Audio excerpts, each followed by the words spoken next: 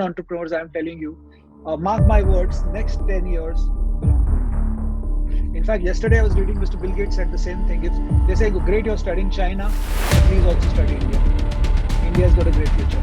We have a great future. We have.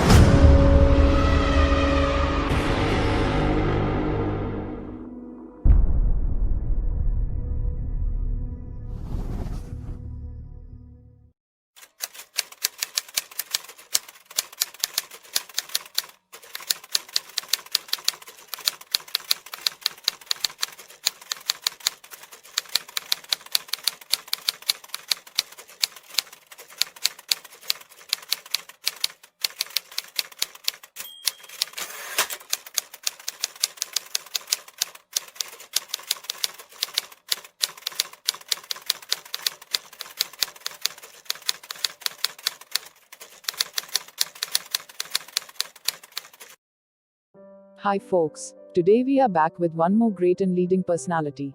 Mr. Jitesh Khanna, innovator and entrepreneur with 20 years in a leadership role in business, experienced in all aspects of real estate planning, development and trading, renewable energy, solar farms, an effective communicator and a motivator, who identifies and leverage assets in teammates to reach organizational goals.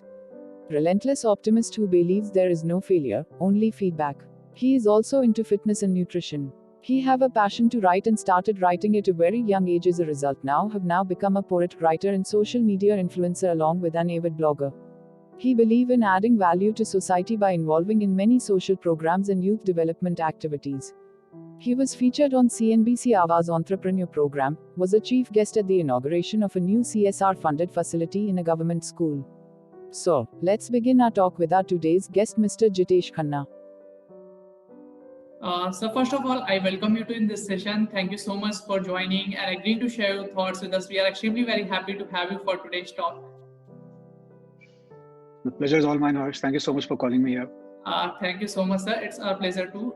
So, sir, moving to the topic of today's session, which we have chosen is talent wins games, but teamwork and intelligence wins championships. So my first question, which I would like to ask, and it's a kind of request to you, sir, kindly explain our viewers how collaboration powers the productivity. So, Harsh, you have to understand that every human being is born with a certain potential. So, I might be very good at networking, somebody else might be very good at finances, somebody else might be very good at team management, and somebody else might be very good at innovation, cutting costs and stuff. So, when such people get together, it creates a beautiful team where one goal can be taken care by people in different ways, and the end result comes out even better than before. So if usually one person is working on something, that is why in corporate cultures, in armies, everywhere, teamwork is extremely important, because every person is unique and beautiful in their own way. When we think that this guy is talented but this guy is not, or this guy is very intelligent but this guy is not so intelligent, I think that is a very wrong perception, because every person has a unique talent and something they bring to the world. So that is why it is extremely important. I feel the true leadership is when you can actually see the talents between, inside those people, see their unique qualities, and then you can bring them out and you can then help them become a part of a team and use it. So it's very easy to go solo and do things, but it takes a lot of patience and a lot of training to have a team, or to run a team, or to manage a team. So that is why it's extremely important to, first of all, respect every life that is out there. Every person is extremely talented. So right now, Harsh has some talents, or I have some talents that Harsh doesn't have, and Harsh has some unique qualities that I will never have. Yeah.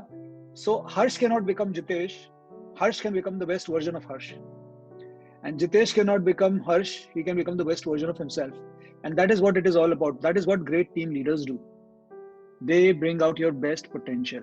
So if you really want to check that if a team leader is exceptional, or is doing great, or is very efficient, the best way to check is how he is bringing out the best potential from people. All right, sir, you have very beautifully explained, and I think the viewers, those who are watching this session, it will be very beneficial for them as well. And not only I think, but I strongly believe. Sir, my next question to you, sir, do you think that organizations which are more diverse and inclusive have a better chances to grow? I really feel that any organization which does not have diverse people actually stagnates. Diversity, though in our society, is not celebrated often, is because we always want to be in our group, and we want to just be there confined to it. But the truth is that it is only diversity that brought great changes in the history.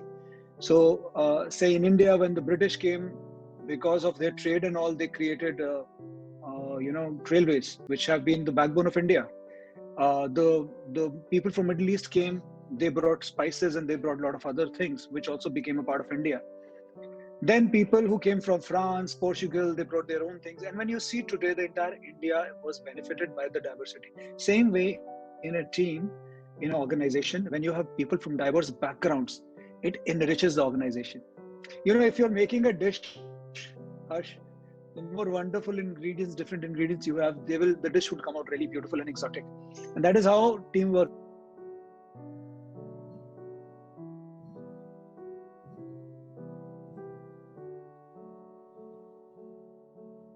It will also yield great results in terms of productivity. But it will also yield great results in terms of productivity. Such things should always be encouraged. It should always be encouraged that organizations should have a diverse spread of people coming together for one common goal. That's the beauty. So what binds them is that one common goal. All right, sir. So is I'm audible to you? Yeah, absolutely, perfectly audible. All right, sir. It was really a very wonderful answer from your side, and I think it was really a quite insightful answer too. Sir, our Prime Minister have given recently a slogan called "Self-Reliant India." Sir, being an innovator, being an entrepreneur, what do you believe? What will be the role of startups and innovators in self-reliant India? So first of all, I really respect our Prime Minister's vision of self-reliant India, because if you see, first, India has one of the greatest minds in the world. So if you go back and see uh, all the great achievements that happened in the West, all the great teams that you will check, most of the software teams have Indians, most of the hardware teams have Indians, most of the innovations are done by teams which had a lot of Indians in them. And in spite of all that, and we have IITs and IIMs and the greatest minds in India, and still for so many years we have not had inventions in India. It's simply because of the problem of the brain drain. Of course, a lot of talent goes from here abroad, and also that we are dependent too much on foreign countries for goods. So if say you want to start making phones in India, and you want to completely make phones in India right now, it's not possible, because if you want to make batteries, which are an essential component of a mobile phone, China controls the lithium ion. So you have to actually go to China and get batteries.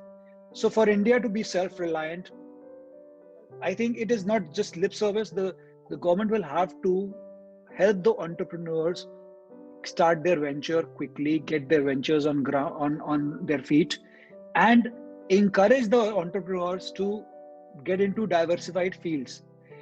I believe we have the potential and the brain to produce the finest material in the world. Forget Asia, forget this part of the world, the entire world.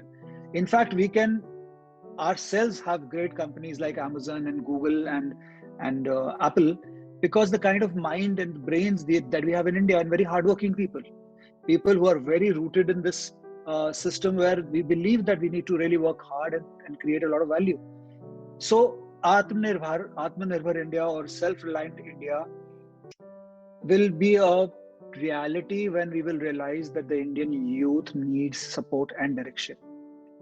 It is not only that tum logon ne pad liya hai, now you guys do something. It is that we have studied, we have got a degree. Please now show us all the avenues. And then the government or the agencies have to be proactive in that. And Indian entrepreneurs, I am telling you, mark my words, next 10 years belong to India. In fact, yesterday I was reading Mr. Bill Gates said the same thing. If they say, great, you're studying China, but please also study India. India's got a great future. We have a great future. We have youth. So Harsh, how old are you right now? You must be what, in your 20s? Yes, sir. Yeah, I'm not asking your exact age. I don't want girls to know your exact age, but I'm just saying, if you're in your 20s, India has the largest youth in the world. such wonderful youth like you, who are so full of dreams, so full of potential. What India lacks is a direction for the youth. What India lacks is the youth need mentorship. The youth need people who can inspire them, and they're not necessarily people with foreign degrees or people with Ivy League, who come from Ivy Leagues or big shots. You need people who understand youth and can guide them.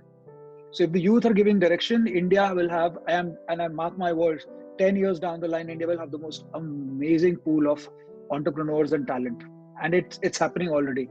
And this coronavirus pandemic has, I think, really pushed people and really made them realize that life is limited and we have to really go out of our boxes and our comfort zones and think out of the box and really go out all out and create innovation. Yeah. So I'm really bullish about the youth, especially people like you. And I'm really looking forward, like 10 years down the line, what great things you guys are doing. And I'm waiting for it.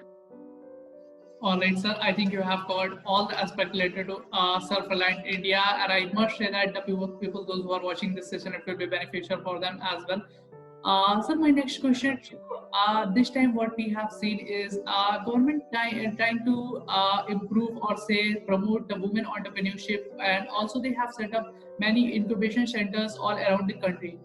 Sir, how do you look these incubation centers? I have been closely attached to a few people who've been doing skill development, who've been doing these centers, and who have been encouraging women in the rural India, in the urban India, certain urban pockets, to start their own small ventures. They can be any small venture. They can be from food products to creating handicrafts to doing other things or to providing services. And I'm telling you, this is a beautiful venture. This is a beautiful initiative by the government, and it is actually bringing a lot of fruit.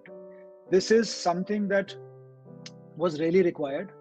And I really feel that what essentially we need to push this venture wholeheartedly. Now, the thing about rural Indian women they are extremely hardworking. I've seen certain women, they're far more hardworking than even men. They're very sincere. So if you see the micro loan, story that was happening a few years back, the loans that were given to women were more sincere in paying back those loans. So there's this element of sincerity in Indian women. There's this element of hard work in Indian women. There's this element of tolerance in Indian women. And these are the best ingredients for an entrepreneur. And if they are given these ideas or ways and means or training to start small ventures on their own, and I think that's one of the best things that we can do for them. That's the best way to repay to these wonderful mothers and sisters.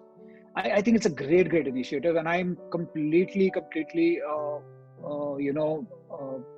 pro it, and I feel it was long overdue. Again, sir, you have very beautifully explained the importance of these incubation centers, and I must say it's a kind of privilege that today we got a chance to listen all these things from you. Sir, my next question to you, I have a question from one of my subscribers. Actually, the question is, how brand positioning is critical for sustained growth? How? How brand positioning is critical for sustained growth? So, brand positioning is extremely important, I'll tell you. Because what has happened is now the world has by and large become, so if you see lately, all the products that came in a affordable category didn't do well, and rather products that were part of semi-luxury, affordable luxury segment started doing very well. So Indian people have become very aspirational. Abhi kya hota hai, people don't want to buy a small car, they would rather buy a second-hand big car. Yeah, and that is the reason, because people have become image conscious. So brand positioning is extremely important, because it somewhere encourages people to or helps them see the product in a very different light. A product becomes more lucrative, but until and unless it's not a good product, it's not going to work for a long time. So I know a lot of people who did extremely wonderful branding. Their product has the most amazing logos, great branding, great social media presence. They were also able to have events, and they were able to hire influencers, collaborate with them, do stuff. But ultimately their products flopped because the real product was not that great. So brand positioning really helps. It's a great way to push your product, but ultimately it's the product that speaks. So I believe that it is essential to have brand positioning, but at the same time, please make sure that the customer is the king. You deliver a great stuff, and there is nothing better than a word to mouth publicity. So word of mouth publicity is the best thing that can happen to your product. You do your brand positioning, you create a great product, a decent product, and then you start building on it and you start expanding it from there. You start small and then start expanding on it. But quality is most essential. So what India Inc. has been really focusing on. Now, if you see, Indian automobile giants are coming out with the most wonderful products, which are competing with international brands. Indian companies are coming with wonderful products. So I think now the time has come for India to focus solely on quality. India has to produce the most reliable and quality products with a wonderful brand positioning. And it can be anything, yeah. So of course it is important, but the most important part I would still say is your hard work and the quality of your product. Again, sir, I think it will be a very important advice from your side to all the viewers. Sir, my next question to you, what we have seen recently is that emerging of gig economy.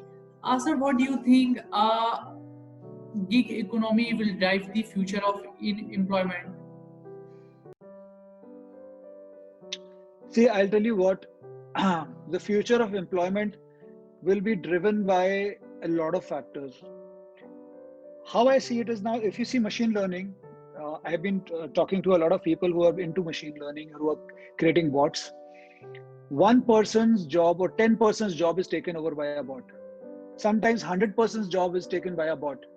So I really feel in future, unless we will not innovate, unless we will not come out of this mentality कि मुझे doctor, engineer या lawyer बनना है या MBA करना है, don't come out of this mentality, and we start diversifying. And that is why entrepreneurship is very important. So I tell everybody that, what if in future machines take your job? So they said, what do we do? I said, become entrepreneurs. Make the machines your employee. In the future, everybody will have an opportunity to create tech. And if you can use that tech for your own advantage, that is very important. So what I feel is what is going to drive employment in future is the unique set of skills that we will develop and nothing else. There are all misconceptions that this will drive. Ultimately, the machines are taking over your job. The AI is taking over your job. The bots are taking over your job. Automation has become so amazing in automobile industry that certain assembly lines, there is not even a single person. And to the highest precision, the products are made. They are welded. They are the wired, and then all that, and then some parts of the assembly humans come and they do a bit of wiring and stuff like that. And great results have come out. So you have to understand the corporates and the industrialists only focus on the quality and their profits. And for them, it really doesn't matter. What really matters for us is for our youth to be prepared for this kind of future. A future where jobs will be scarce or jobs will require unique set of qualities. And it's not only degrees, it's the knowledge you gain. I really want the youth to understand. They have to read amazing books. They have to be with amazing people. They have to know about the latest technologies. They have to know about the latest trends. They should be able to make a conversation. They should be interesting people, and they should have innovative ideas. And that's how in future you'll get jobs, you'll get hired. If you see, Google nowadays is doing hirings in very unique ways. You've been reading about it, we've been reading about it. So the future is all about the unique set of skills that you develop. There is nothing else. Nothing else will guarantee. I'm telling you, the things will get even more complicated in the future, where so much of things will be automated. In fact, I'm telling you, in future, you and me, Harsh, will be half the time talking to our virtual assistants. Like we talk to our friends. And it's like, just like Iron Man talks to Jarvis and everything is done, we'll be talking to them and everything will be done. It will be the internet of all things. And at such a time, anybody who will have unique ideas, innovative ideas, anybody who will be an entrepreneur will definitely have an advantage. And that is why I've been advocating entrepreneurship again and again and again. It's great to have a job. It's wonderful to have a salary and a secure job, but there is no security in the future. So that we have to understand and continuously improve ourselves. Again, sir, you have very beautifully explained why entrepreneurship is very important, and you have explained how the different organizations are changing the way they are hiring the peoples They are organizing different type of hackathons. There are different type of challenges, coding challenges, and the problems Yeah. they are giving. So it is totally going in different direction. It is not like that people are previously what we have seen. People are giving their written examination and then they move on to the interview round.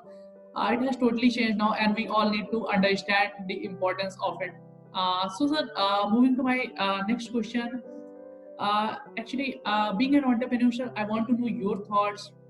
A startup business is always at a high risk. Not even a big entrepreneur could have avoided certain challenges that their growing business had faced, and it's at early stage. So the question is, what are the biggest challenges that every aspiring entrepreneurship face in his or her initial days? So, whether you're an entrepreneur or whether you're a small businessman, I think the biggest challenge that you face is a mindset challenge, that we believe that the moment you start a venture or a startup, you'll start making money. That happens very rarely. That happens probably once in 100 startups or once in 1,000 startups, that you start a startup and instantly you make money. Usually what happens is there is this whole cycle where the startup eats a lot of money. Then you get a hold of things, then you understand the market, your consumer base, you tweak your product a little, you tweak your strategy a little, then you break even. Then you start making a bit of money, and then you start sustaining. And then a round of funding happens, things happen, and then you start earning money from the startup. So there's a whole cycle in any business. Initially, when you will start, the business will not make money. The business will not, in fact, it will look very bleak. If you see, out of all the startups that start in India or wherever in the world, 70% startup fail. They fail because one, there is always a limited market for everything. Two, sometimes the startups are focusing on the same stuff, not the niche. And three, of course, like what I was talking about, the teamwork is not great, the product is not great, or the marketing is not great. So for an entrepreneur, it is very essential, and the most important thing is to understand what is the time right now, what is the need of the hour. If the need of the hour is something else and you're getting something else, it's not going to work. I was talking to in another session once that Zoom would have not been such a big success. Right now we're talking on Zoom if there was no pandemic. The coronavirus pandemic happened, people realized that ये छोटी-छोटी meeting के लिए मिलने की जगह we can always talk face to face like this. It's pretty productive. It saves a lot of time, saves a lot of energy. And that's when Zoom picked up. And today Zoom is such a big brand itself. Zoom is such a big platform itself. And the amount of revenue the Zoom is getting, the the valuation of Zoom is, I think, in millions of dollars. It only happens because it was the need of the hour. So I have only one advice that I give to all the entrepreneurs. Please understand your surroundings, understand the time you're living in, and according to the time, what is the need of the hour? That is what we need to focus on. If the need of the hour is that the rural area needs certain projects that will help them generate revenue, you're doing good for the society and you're doing good for yourself. If the need for hour is healthcare needs to go leaps and bounds ahead, you come out with healthcare related applications and technology, it'll be a grand success. So the need of the hour is very important. When there was a need for cars, Henry Ford came out with the assembly line and he started making Ford Model Ts, and such a big revolution happened. And today we have cars everywhere. So the need of the hour, you have to understand, and that is the only thing that entrepreneurs should look at. Rest, teamwork, hard work, waiting for some time, working hard, putting in money, waiting for it to work out is a different part of the story. It's, of course, it comes much later, but this is where we start. All right, sir. Again, I was listening to you very carefully, and you made many good points. And one which I like the most, and I'm quite impressed that we need to understand our surrounding, and we need to understand the need of our. Sir, it was really a great pleasure that today we are listening all these things from you, and the kind of energy you brought into this session. It was really, really very inspiring for me and for all the people, those who are in backend, and all the people, those who are watching this session. Sir, I don't want to take you much time. So moving to my next question, or say the last question of this session. Actually, the question I have again from one of my subscriber. what we have seen is that many successful entrepreneurs came up with an idea in their college days and started in college days in itself. But in second case, people we have seen that some people started their venture after working in different organization and taking some experience in different organization. So sir, I want to know your thoughts. What do you believe, which one is best choice? So I'll give you a very wonderful example. Okay. Samsung is known for innovation, the curved screens and AMOLED displays and this and that. So they are the first one to come out with that product, whatever it is in terms of, so let's talk cell phone markets. Apple, on the other hand, waits for that technology to refine and become absolutely foolproof and then comes out with it. Everybody's got their own approach. You can either start your own venture, yeah, or you can work with some really wonderful people and get ideas. You can either have an idea that you probably had it in the college days.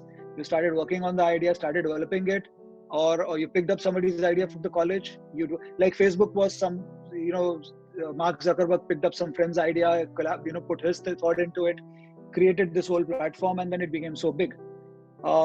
Same way, certain entrepreneurs for years worked with certain companies, learned a lot of things, and they realized, okay, this company is into this, and there is a need for this kind of a service. Why not I start an internet company which can provide this service? So it can go anyway. There is no rule. Important thing is taking a step. घर बैठ के सोचते रहने से काम नहीं होगा. आपको उठ के बाहर जाना पड़ेगा. आपको धक्के खाने पड़ेंगे. You will have to work hard. You will have to be humiliated sometimes because the outside world is a very dog eat dog world, and you will have to always be focused that I have to create something. I have to create a product. I have to create a business. I have to be an entrepreneur. Entrepreneur की सबसे बड़ी quality होती है that he gives work to a lot of people. So I have to be that guy who gives employment to a lot of people, who gives a vision to a lot of people, who gives a hope, he gives a plan to a lot of people.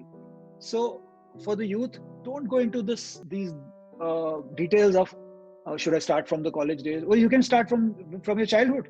I know a lot of people who had great ideas since they were kids. School में बचपन में इतना कुछ बेच दिया करते थे दोस्तों को, and then they started developing those ideas and became big people. But you can't be like them. We are all unique human beings. We are all unique people. Colonel Sanders started KFC in his 70s. सारी जिंदगी वो कुछ और करते रहे और 70 की उम्र में आके उन्होंने अपना ये बिजनेस शुरू किया, which became a multinational. So there is no age, and to think that there is an age and I have missed out the bus is foolishness. जब जागो तब सवेरा. Indians have the best कहावत. जग जागो तब सवेरा. Whenever you wake up, that's the right time for you. Whenever you stand up, important is to take action. Please don't just dream. I was told by somebody that India is full of dreamers. I said, yeah, but then the doers are very less. So be a dreamer and a doer. That is very important. Indeed, sir. It was really a very great advice from your side, and I think it will be beneficial for our viewers. Thank you so much, sir, for joining and giving your important time. It was a healthy discussion with you on the topic. Thank you so much, sir, for joining. And thank you so much, Harsh. Thank you so much. Yeah, I also look forward, and I wish you a wonderful future ahead, so that you 10 years down the line are doing wonderful things. Thank you so much. Thank you so much, sir. It really means a lot for us. Thank you so much, sir. Thank you. Take care. Planet on the ground is where I stand. Never give up, that was always the plan. It's so cold outside. I'm alone, I'm alright. It's so cold